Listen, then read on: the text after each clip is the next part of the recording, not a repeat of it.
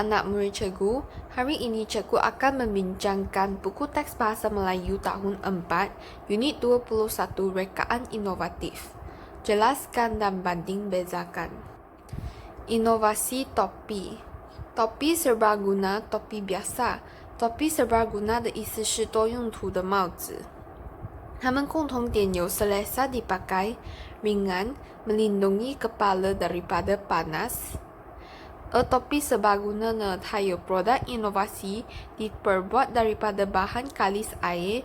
Kalis air 的意思是防水 boleh dijadikan beg dan baju hujan, ada whistle.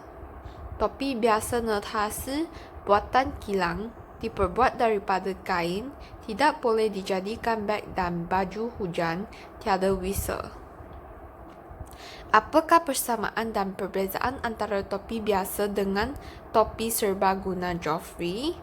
就老师刚刚说了，它的共同点有这3个，而它不同点是这些。Adakah topi serbaguna amat sesuai digunakan oleh murid sekolah? Mengapa? Topi serbaguna amat sesuai digunakan oleh murid sekolah kerana produk ini diperbuat daripada bahan kalis air. Selain itu, topi serbaguna boleh dijadikan beg dan baju hujan dan juga ada whistle. Baca dan analisis taman dalam kaca. Ibu Adil sangat kreatif. Beliau menghasilkan taman mini dalam balang kaca.Taman mini itu dikenali sebagai terrarium. Beliau menghasilkan terrarium dengan menggunakan bahan seperti balang kaca batu kecil, tanah, pasir, kompos dan tumbuhan hiasan. Adil telah melihat cara terrarium dihasilkan. Mula-mula ibunya memasukkan batu-batu kecil ke dalam balang kaca. Kemudian, beliau memasukkan campuran tanah, pasir dan kompos dengan cermatnya.Seterusnya, Ibu Adil memasukkan tumbuhan kecil sebelum menutup balang kaca itu. Beliau menyiram tumbuh-tumbuhan itu. Wah, cantik sungguh taman dalam kaca ini, puji Adil. Dia berasa amat kagum apabila melihat hasil kerja ibu yang kreatif dan inovatif. Hasil kerja 是成果。同学们，你们这个是那个 terrarium， 它是在一个玻璃罐子里面的小植物。Tahukah anda, terrarium boleh dijual pada harga RM10 hingga RM1.800. Terrarium dibuat dengan menggunakan balang kaca terbuka atau tertutup. Balang kaca 是一个玻璃罐。Tumbuhan dapat hidup di dalam terrarium antara 1 hingga 4 tahun. Bahan: balang kaca, batu kecil, tanah, pasir, kompos dan tumbuhan hiasan. Cara membuat terrarium: mula-mula masukkan batu-batu kecil ke dalam balang kaca.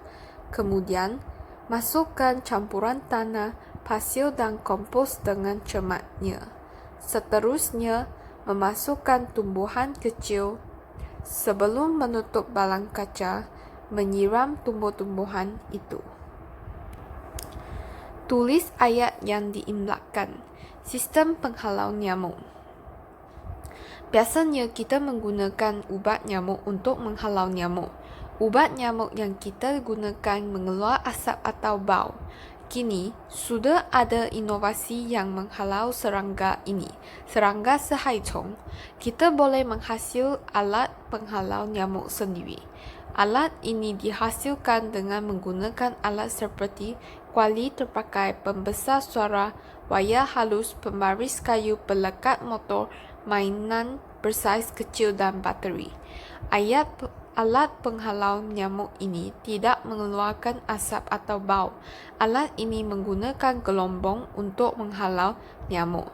Gelombang sebuah. Apabila alat ini dipasang, pembesar suara akan mengeluarkan bunyi bergelombang.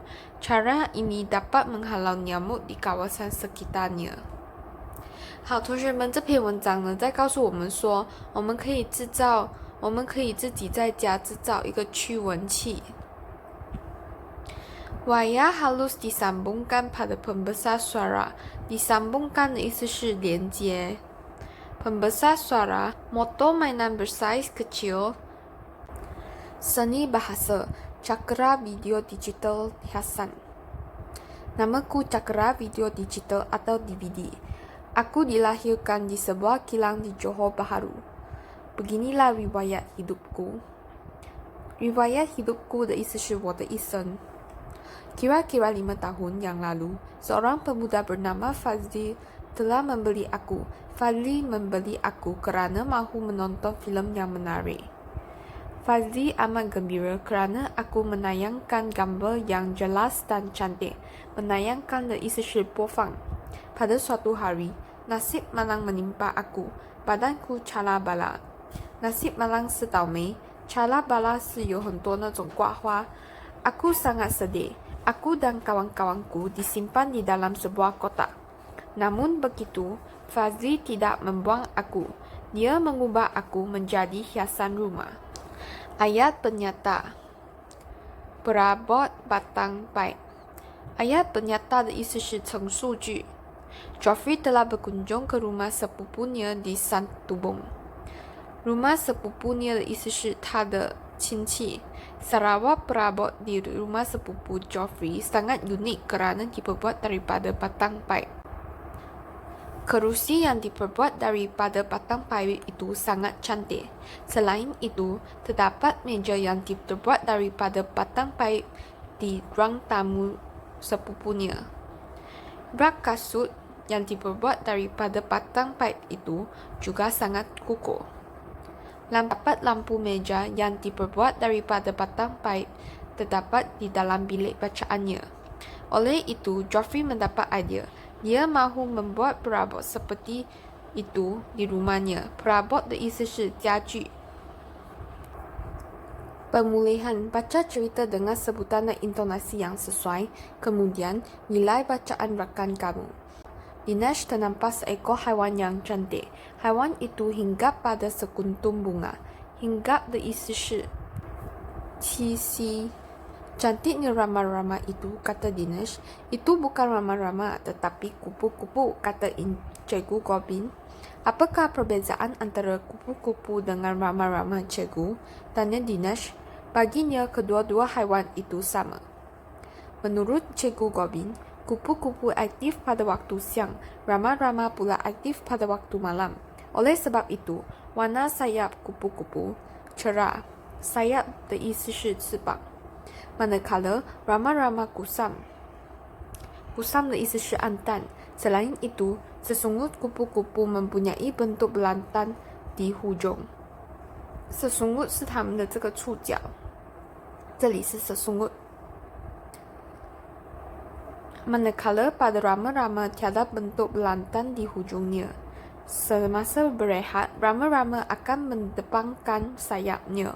Kupu-kupu pula akan melipat sayapnya secara menegak. Mendepangkan 的意思是张开。menegak 的意思是直立。这篇文章呢，在告诉我们说kupu-kupu和 rama-rama 的区别。好，同学们，我们今天的这一期就到此为止喽，我们下一期再见，拜拜。